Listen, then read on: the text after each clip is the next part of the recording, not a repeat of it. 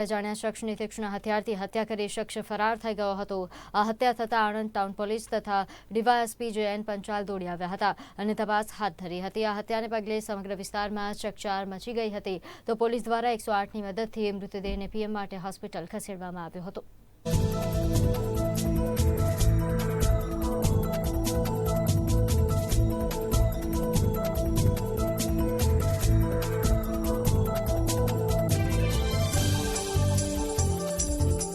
આજરોજ Anand town police સ્ટેશનની હદમાં મિનર્વા ચોકડી પાસે રાત્રિના 11:30 વાગ્યાના સુમારે એક અજાણ્યા ઈસમ 35થી 40 વર્ષની ઉંમરના આશરાને તીક્ષ્ણ હથિયારના ઘા મારી અને મર્ડર કરેલ હોવાની હકીકત મળતા તાત્કાલિક અમો તથા આણંદ ટાઉનના પીઆઈ ઝાલા તથા સ્ટાફના માણસો સાથે બનાવવાળી જગ્યાએ આવેલ છે। આજુબાજુમાં તપાસ કરતાં આજે રવિવારનો દિવસ હોય અને બનાવ રાત્રિના 11:30ના સુમારે બનેલ હોય।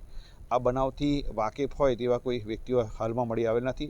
તેમ છતાં તાત્કાલિક મરણ જનારની ડેડ બોડીને સરકારી હોસ્પિટલમાં મોકલી આપેલ છે અને આ બાબતે એકત્રિત પુરાવા કરી અને મરણ જનારને આઈડેન્ટિફાઈ કરી અને તેનું મર્ડર કરનાર આરોપીઓને શોધવા માટેની તપાસ તજવીજ ચાલુ કરેલ છે।